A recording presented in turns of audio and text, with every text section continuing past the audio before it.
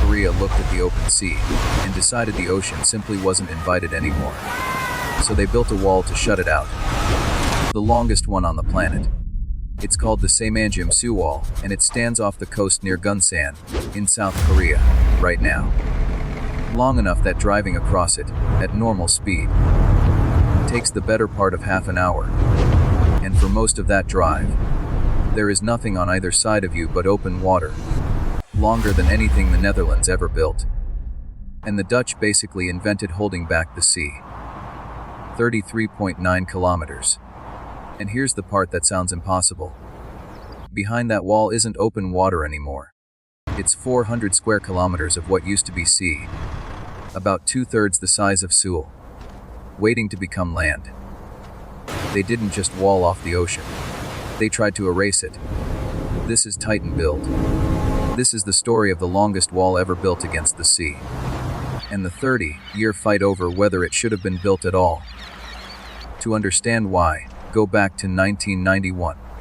South Korea had a problem most countries would dream of having. Not enough land, and too many people who needed it. The country is small, mountainous, and packed. Nearly 70% of South Korea is mountains. Every hillside that could hold a rice paddy already did. But along the coast near Gunsan sat something else. Miles of tidal mudflats, flooded twice a day by the sea. Farmed by no one. Claimed by no one.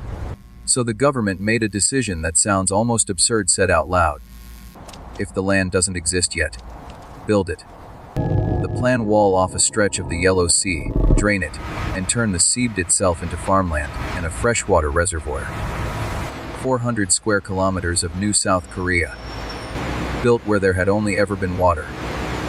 It would take a wall long enough to seal off 2 river mouths and an entire bay. Building a wall in open water sounds simple. Until you try it. The sea does not hold still for construction. Twice a day, the tide pours through the gap you are trying to close. Sometimes faster than a person can run. Every meter of wall the workers added. The ocean pushed back harder through what was left of the opening. Funneling the tide into a smaller gap. Moving faster and faster. Like water forced through a thumb over a hose. Engineers built out from both ends at once, racing to meet in the middle before the closing gap grew too violent to work in.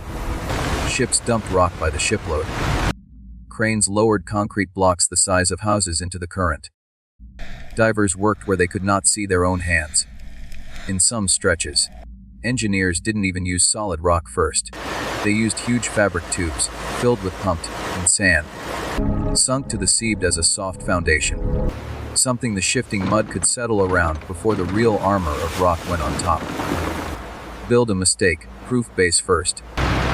Then build the wall that has to last a century on top of it. Some of the crews spent years of their working lives on that one closing gap, watching it shrink, meter by meter, month after month, without ever knowing for certain the sea wouldn't win.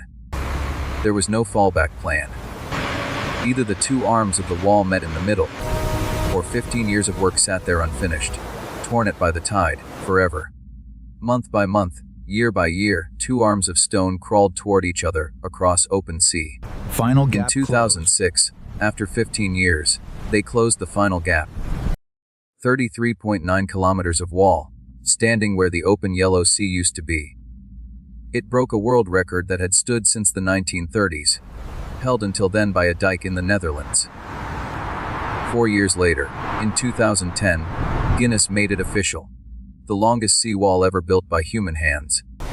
But a wall that long can't just be a wall. It also has to breathe. Built into it are 2 enormous sluice gates, named Cincy and Garryoak. Floodgates wide enough to swallow a highway, opening and closing to control exactly how much water moves in and out with the tide. Without them, the pressure of the sea on one side and the trapped water on the other would have nowhere to go. South Korea had done something no nation had ever done at this scale. Drawn a line across the sea, and made the sea obey it. And it wasn't the first country to try something like this.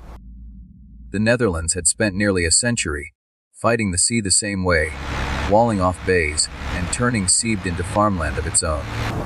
Dubai would later build islands, shaped like palm trees out of dredged sand. Singapore has been quietly growing its own coastline for decades, one reclaimed hectare at a time. But none of them had ever tried to hold back the ocean in one single, unbroken line this long. But while the wall was still rising, years before that final gap closed, someone else was already walking. In the spring of 2003, 4 religious leaders set out from the Saemangeum coast. A Catholic priest, a Buddhist monk, a Protestant pastor, a Buddhist monk. They were walking to Sil, 350 kilometers away. But they weren't just walking. Every 3 steps, all 4 of them dropped to their knees and bowed to the ground. Then stood, walked 3 more steps, bowed again. They did this for 65 days, through cold rain and burning sun. Their knees bled through their clothes. 3 steps, 1 bow, for 350 kilometers. Thousands joined them along the way, walking beside 4 people who refused to simply say the wall was wrong. They wanted to show it, 1 bow at a time, all the way to the capital. It became one of the biggest environmental protests in South Korean history, and it did not stop the wall. Twice, the fight reached South Korea's Supreme Court. Twice, construction was halted while judges decided if the project could continue at all. Both times, after years in court, the wall was allowed to stand. And here is what almost nobody put on the celebration banners the day it closed. Those mudflats, the ones called empty, useless, waiting to become farmland, were never actually empty. 330,000 shorebirds stopped at Saemangeum every single year before the wall. They were flying a route called the East Asian, Australasian Flyway, from as far south as Australia and New Zealand, all the way north to the Arctic tundra of Siberia, to breed thousands of kilometers, twice a year, on wings built for distance, not for storing fuel. The Yellow Sea's mudflats were the one place on that whole route where the birds could stop, land, and feed enough to keep going. Saemangeum was one of the biggest of those stopovers. Nearly a third of the entire world population of one species, the Great Knot, depended on this one stretch of coast. Within weeks of the wall closing, the mudflats began to dry out, millions of shellfish and worms buried in that mud. The food the birds had flown thousands of kilometers to reach died where they lay. Over the next 2 years, more than 137,000 shorebirds vanished from Saemangeum. 90,000 great knots. Close to a quarter of the species left on the entire planet. One bird was hit even harder. The spoon-billed sandpiper, already critically endangered before any of this. 91%. That's how much its numbers dropped in the years after the wall closed.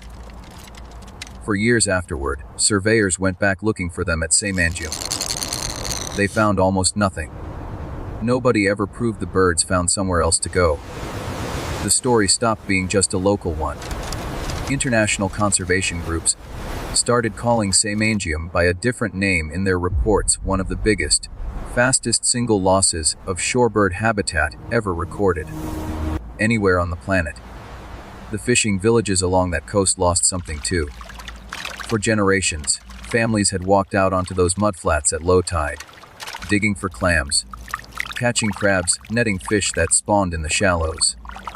It wasn't a job people clocked into. It was simply how entire towns had always eaten and always earned. When the water behind the wall turned still, and eventually fresh, the mud that fed them disappeared underneath it. That way of life ended. Almost overnight, after generations of doing it the same way.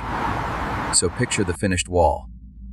33.9 kilometers of concrete and stone, a world record. A sea silenced. And on the other side of it land that still, decades later, hadn't become what it was promised to be. The plan was farmland and a reservoir, finished within years. But building the wall, it turned out, was the easy part. 30 years after the project began, the full vision behind that wall, the farmland, the roads, the new industrial city, was only around 43% complete. 7 different South Korean presidents have held office since the first shovel went into that seabed. Not one of them finished it. Even the water itself didn't cooperate. The reservoir behind the wall was supposed to become clean freshwater. Good enough for farms. Eventually, good enough to drink. Instead, fertilizer and waste washing down from the rivers upstream kept collecting inside the wall, with nowhere left to flush out to sea. The water turned cloudy, then green, thick with the kind of algae that chokes a lake from the inside. South Korea had to rewrite its own plan for the land, years after the wall was finished, to deal with water it never expected to have to clean. Some plots did become farmland, the way the original plan promised. You can find rice growing today on ground that was seeded when this project began, but it's a fraction of the 400 square kilometers that were supposed to be feeding the country by now. But the story didn't end there either. It just changed shape. The land behind the wall is no longer just about farmland. South Korea now calls it something else. A launch pad, for artificial intelligence, for robotics, for green hydrogen. A new industrial hub built to compete with the world, sitting on ground that used to be seafloor. Drive through parts of it today, and you see both timelines at once. Empty reclaimed flats stretching to the horizon on one side. Cranes and construction fencing rising right beside them on the other. A nation still deciding, plot by plot, what 35 years of effort was actually for. The full development plan for the site, the wall, the reclaimed land, the industry planned on top of it, is now valued at close to $20 billion. And this year, one of South Korea's largest companies placed its own bet on that ground. Hyundai is building a $9 trillion hub there. Over $6 billion for robotics, hydrogen power, and artificial intelligence. 35 years after a government decided to erase a piece of the sea, the land behind that wall still hasn't finished deciding what it wants to be. Step back, and the whole story looks strange. A nation walled off the ocean to make land it needed, and in the same stroke, erased a feeding ground that 330,000 birds had used every single year, for longer than anyone had been counting. 4 people bowed their way across the country trying to stop it. The Supreme Court heard the case twice. The wall stood anyway. It took 15 years to build the wall. What the wall was built for still isn't finished. 30 years later. Saemangeum did not just prove a country could hold back the sea. It proved something harder to put on a plaque. Walling off nature is fast. You can do it in 15 years, with enough rock and enough will. Replacing what it did for free. The food, the filtering, the nursery for half an ocean's fish, the runway for a species of birds crossing the planet twice a year. That part, nobody has finished. Not in 35 years. Maybe not ever. Ask the engineers and they'll show you the wall. 33.9 kilometers of proof that humans can build the sea itself. Ask what's living behind it, 35 years later, and the answer gets a lot quieter. Somewhere out over the Yellow Sea tonight, great knots are still flying the same migration route their ancestors always flew. Australia to the Arctic. The same sky. The same stars to navigate by.